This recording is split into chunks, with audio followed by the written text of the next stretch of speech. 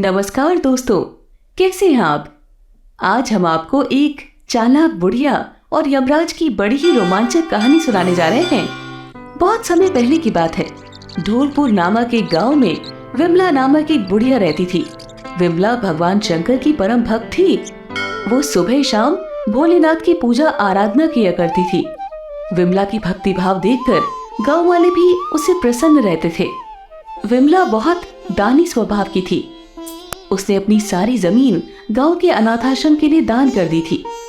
उसका निर्मल स्वभाव और लोगों के प्रति निस्वार्थ भावना के कारण गांव के लोग उसका बड़ा ही आदर सम्मान किया करते थे। लोगों का उसके घर आना जाना लगा ही रहता था। गांव वाले कहते थे, मेरी पत्नी गर्भवती है, अचानक उसके पेट में बहुत दर्द हो रहा है। मैं अकेले उसे अस्पताल कैसे ले जाऊं, समझ में नहीं आ रहा है। चिंता मत करो बेटे, मैं चलती हूँ तुम्हारे साथ। भोलेनाथ सब ठीक कर देंगे। विमला हमेशा सबकी मदद करने के लिए आगे रहती। किसी के भी पुकारने की देरी थी, चाहे दिन हो या रात, वो हमेशा उसकी सहायता के लिए चल पड़ती। उसका समय या तो भगवान की भक्ति में बीतता या लोगों की मदद करने में। विमला की अपार भक्ति और श्रद्धा को देखकर शिवजी से रहा नहीं गया और एक दिन वो स्वयं धरती पर आकर विमला को दर्शन देते हैं। उस समय विमला अपने पलंग पर सो रही होती है। विमला, अपनी आंखें खोलो। तुम्हारी भक्ति से प्रसन्न होकर मैं तुम्हारे पास आया हूँ। भगवान, आपने मुझे दर्शन देकर मेरा जीवन सफल कर दिया है। विमला, तुम जैसी भक्त को पाकर मैं बहुत खुश हूँ। जैसे भगवान बिना भक्त अधूरे हैं, वैसे ही भक्त बिना भगवान भी अधूरे हैं। इसीलिए मैं तुमसे मिलने चला आया। बोलो विमला, तुम्हें आशीर्वाद के रूप में क्या चाहिए। विमला रोज पूजा करने की पहले एक लोटे में रखे जल से अपने हाथ धोया करती थी। न जाने उसे क्या सूझा, उसने भोलेनाथ से कहा, भगवान, मुझे ये आशीर्वाद दे दीजिए कि जब तक ये लोटा मेरे हाथ में है, कोई मेरी मर्जी के बिना मुझे छू नहीं सकता। शिवजी को ये मांग बड़ी अटपटी लगी, मगर उन्होंने तथास्तु कहा। तथास्तु, और वहां से अंतर ध्यान हो गए। ऐसे ही समय बीतने लगा। विमला अब बहुत बूढ़ी हो चुकी थी। उधर यमलोक में यमराज चित्रगुप्त के साथ बैठकर बातें कर रहे थे। यमराज ने कहा, चित्रगुप्त, जरा देखो, आज रात किसकी बारी है। चित्रगुप्त अपनी लिस्ट चेक करके कहते हैं, आज धौलपुर की विमला की बारी है भगवान। चित्रगुप्त, मुझे ये बताओ कि वो स्वर्ग जाएगी या नरक। नरक का कोई सवाल ही नहीं उठता प्रभु। ये औरत बहुत अच्छे स्वभाव की है। गांव वाले इस औरत से बहुत प्रेम करते हैं। इसकी मृत्यु का तो आज तक किसी ने सोचा तक नहीं। मृत्यु के बारे में सोचना मनुष्य का काम नहीं है चित्रगुप्त, ये हमारा काम है और मुझे मेरा काम करना ही पड़ेगा। आज रात को मैं इस औरत को यमलोक लेकर जाऊंगा। रात हो जाती है और विमला जमीन पर बैठी खाना खा रही थी। इतने में यमराज वहां प्रकट हो जाते हैं और विमला से कहते हैं, विमला, इस धरती पर तुम्हारा समय खत्म हो चुका है। अपने कमरे में अनजान आदमी की आवाज सुनकर विमला चौंक जाती है और कहती है, कौन है आप। मैं यमराज हूँ, मैं तुम्हें लेने आया हूँ। इस पृथ्वी लोक पर तुम्हारा समय पूरा हो गया है। अब तुम्हें मेरे साथ यमलोक जाना पड़ेगा। यमराज की बातें सुनकर विमला डर से रोने लगती है। नहीं नहीं, मैं आपके साथ नहीं जाऊंगी। अभी मुझे इस गांव के लिए बहुत कुछ करना है। इनकी सेवा करनी है, नया अस्पताल बनवाना है, एक वृद्धाश्रम बनवाना है। विमला, मुझे पता है कि ये गांव वाले तुम्हारे परिवार जैसे हैं। ये तुमसे बहुत प्रेम करते हैं, मगर विधि का विधान कोई बदल नहीं सकता।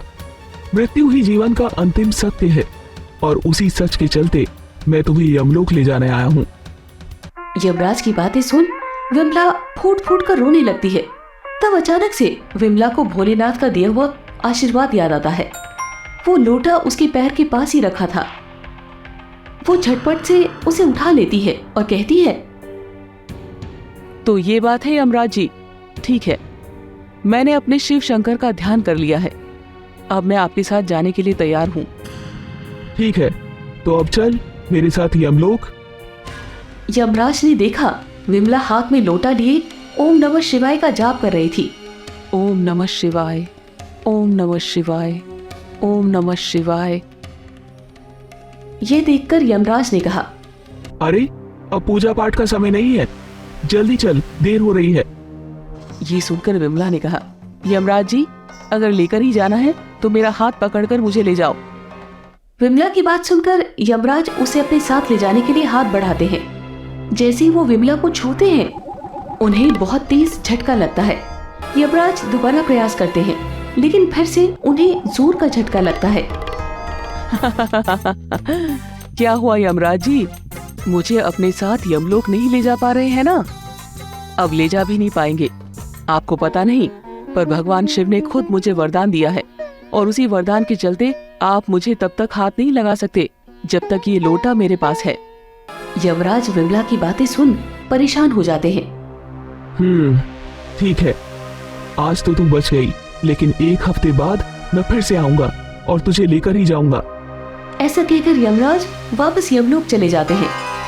विमला मंदिर जाकर भगवान शंकर की मूर्ति को प्रणाम करती है। हे भगवान, आज आपके दिए वरदान ने मेरी जान बचा ली। आपका बहुत बहुत धन्यवाद। ऐसे ही एक हफ्ता बीत गया। विमला यमराज का इंतजार करती हुई हाथ में लोटा लिए बैठी थी। तभी उसके कमरे में यमराज आते हैं। विमला, एक हफ्ता हो गया है, अब तुम्हें मेरे साथ यमलोक चलना ही पड़ेगा। यमराज जी, मैंने आपसे पहले भी कहा था, अभी मेरा पृथ्वी पर काम पूरा नहीं हुआ है, आप मुझे नहीं ले जा सकते। भोलेनाथ के वरदान स्वरूप आप तो या कोई भी देवी देवता मेरी बिना मर्जी के मुझे छू भी नहीं सकते हैं। यमराज वापस एक बार विमला को ले जाने का प्रयास करते हैं, लेकिन उन्हें दोबारा जोर का झटका लगता है। परेशान होकर बिना कुछ बोले ही यमराज वापस चले जाते हैं। उधर यमराज के साथ भी ऐसा पहली बार हुआ था कि वो किसी मानव के प्राण नहीं हार पा रहे थे, इसीलिए वे चिंतित हो उठे। चित्रगुप्त ने यमराज से पूछा, क्या हुआ महाराज, आज आप चिंतित लग रहे हैं? उस धौलपुर की विमला को भगवान शंकर का वरदान है, जिसके कारण मैं उसे यमलोक नहीं ले जा पा रहा हूँ। क्या करूँ, कुछ समझ में नहीं आता। ये तो बहुत ही मुश्किल की बात है। आपको एक बार कैलाश पर्वत जाकर स्वयं भगवान शंकर से बात करनी चाहिए। वे जरूर इस समस्या का हल निकाल कर देंगे। यमराज तुरंत कैलाश पर्वत पहुंच जाते हैं और भगवान शिव को प्रणाम करते हैं। सारी बात खुलकर बताते हैं। भगवान शंकर कहते हैं, विमला मेरी परम भक्त है। उसके हृदय में लोक कल्याण की भावना भरी है।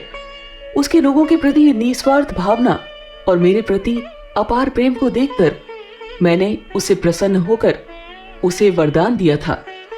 दिया हुआ वरदान तो मैं वापस नहीं ले सकता हूँ। भगवान, ये तो विधि की विधान है। विमला के पृथ्वी पर दिन पूरे हो चुके हैं। उसे कुछ दिन स्वर्ग में बिताने के बाद नया जन्म लेना है, पर वो मोह माया के कारण अपने जीवन को छोड़ना नहीं चाहती, और आपके दिए वरदान के कारण मैं अपना कर्तव्य नहीं निभा पा रहा हूँ। आप मेरा मार्गदर्शन करें भगवान। ठीक है यमराज, मुझे एक उपाय सूझा है। आप अपनी समस्या मेरे पुत्र गणेश के पास ले जाइए, वो इसका समाधान जरूर कर देगा। शिवजी को प्रणाम कर यमराज गौरी पुत्र गणेश के पास जाते हैं और उन्हें सारी बात विस्तार पूर्वक बताते हैं। सब कुछ सुनने के बाद गणेश जी कहते हैं, यमराज जी, जब तक विमला के हाथ में वो लोटा है आप उसे नहीं ले जा सकते हैं, पर अगर उसके हाथ से वो लोटा छूट जाए तो मैं उसे लेकर जा सकता हूँ। ठीक है यमराज जी, आप निश्चिंत हो जाइए, मैं सब कुछ संभाल लूंगा। शाम का समय था। विमला हाथ में लोटा लिए ओम नमः शिवाय का जाप कर रही थी। उसे लगा कि यमराज ने हार स्वीकार कर ली है, पर तभी यमराज जी प्रकट हो गए।